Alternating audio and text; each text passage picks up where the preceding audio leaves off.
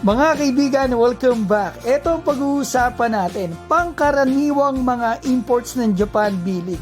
Nag-number 1 at top 10 sa player rankings ngayon ng NBL Australia. At kay Soto, pre-season game pa lang pero sold out agad ang tickets pati standing.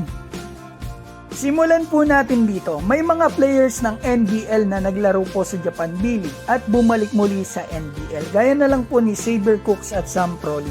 Superstar sila dito sa NBL pero pagdating sa Japan B-League ay tila ordinaryong imports lang sila base sa stats nila at kung ikukumpara yung stats nila sa ibang imports.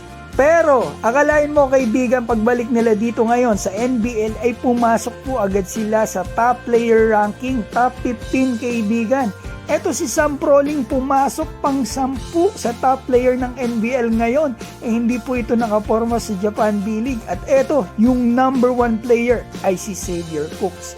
Take note mga kaibigan na sa kakatapos lang na season ni Xavier Cooks dito sa Japan, hindi po siya nakapasok sa mythical first team, mythical second team at higit sa lahat, hindi po siya nakapasok sa best 5 imports ng Japan B-League.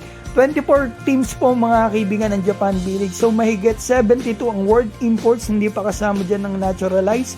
Samantalang sa NBL naman ay 10 teams lamang. Kaya mas madami po talaga, mas malakas na import kay Xavier Cooks na number 1 player ngayon sa NBL.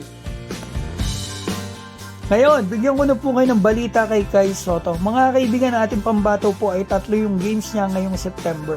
Isa dito sa Emperor's Cup ng Japan B-League, September 21 po ito. Koshigaya versus Iwate Big Bulls. Division 3 po ito ng B-League mga kaibigan, pero 3 din po yung world imports nila. At yung dalawa pre-season game po ni Kai ay laban po sa Utsunomiya B-Rex at Shiga Lake. Sa September 8 na po itong laban ni Kai mga kaibigan sa Utsunomiya. At ayon sa report mga kaibigan, sold out yung ticket agad mga kaibigan, pati yung standing tickets ubos na din. Grabe talaga mga kaibigan yan kasi pre-season games lang po ito, sold out agad. Siguradong malaking puntos po kaya mabili yung tickets ng Koshigaya ay dahil din po sa ating pambata na si Kai. Kasi mga kaibigan, inaabangan po talaga ang laro ni Kai, hindi lang ng mga Pinoy, pati na ng mga Hapon.